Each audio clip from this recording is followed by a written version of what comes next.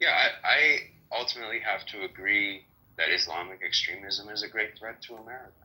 I mean, Islamic extremism is organized and is present all over the world and is clearly a threat in other first world countries. To the degree that it's less present in the United States, that's in part because of very active intervention on the part of the FBI and other security agencies. And that's just realistic. That doesn't mean that, we can take that too far, and I don't think that we should. But is it a serious threat? Yes. And are Guatemalans illegally entering this country to work in our gardens a similar threat? No. Is the porous border a problem? Yes, but in part it's a problem because terrorists come across it. So that's something we have to keep in mind. That's all I'm saying. I'm saying we got to be balanced here.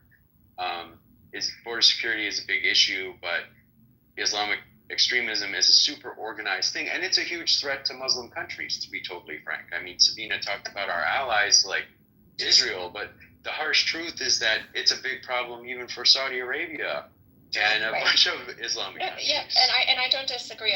The nature of my question was not any type of gotcha or leading question. I wanted to understand where people's minds are at and what they meant when they said that.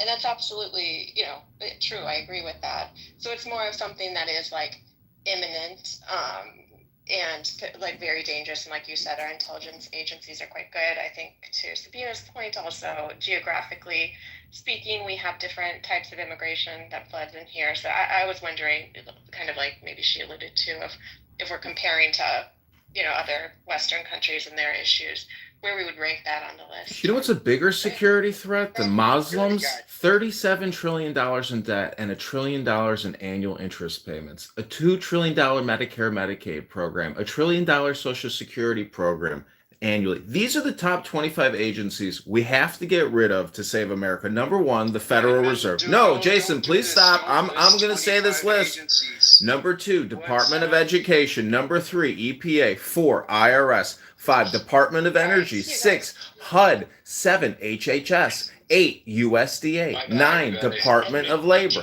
10, SEC. 11, FTC. Hold on. Edmund, you're going to continue. I just want to say this.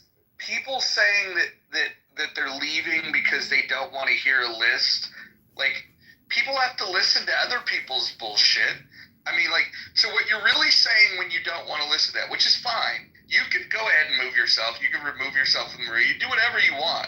But when you feel the need to say that, oh, I'm out, what you're saying is bullshit, is that you think that your ideas, your thoughts, your words are supremely important and nobody else's are.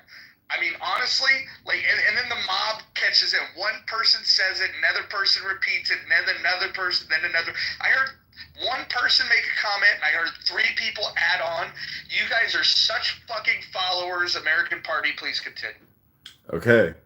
SEC, FTC, These are the agencies we have to get rid of to cut the debt, stop borrowing, stop spending, and save America. FDA, CFPB, OSHA, NLRB, SSA, CMS, FBI, CIA, NSA, Department of Transportation, Department of Commerce, SBA, and Exim Bank. The name of this query was based on Mises Institute, Austrian economics, emphasizing free markets, sound money, and minimal government. Here's my ranked top 25 U.S. federal agencies to abolish, prioritized by economic distortion and intervention. That was a question to Grok and Representative Thomas Massey and the Mises Institute. Thank you. I am complete. Okay, so you want to chop off your arm to save the patient. No, hold on. For those of you that think that this is unrealistic, I just want you to look. Everyone that thinks that this is crazy, go and look at what Javier Milei has done in Argentina, and go look at the results of it. I get that in the United States of America, with our checks and balances and whatnot, it's a lot more difficult to do it, and it's a slower process. But there's no questioning that when you get rid of these agencies, the government actually works better. Go look at what's happening in Argentina. I know it's hard because some of you don't even know what's going on in our country, but if you go look at what's happening in Argentina since Javier Milei was elected, it's fucking amazing. Mojo, specific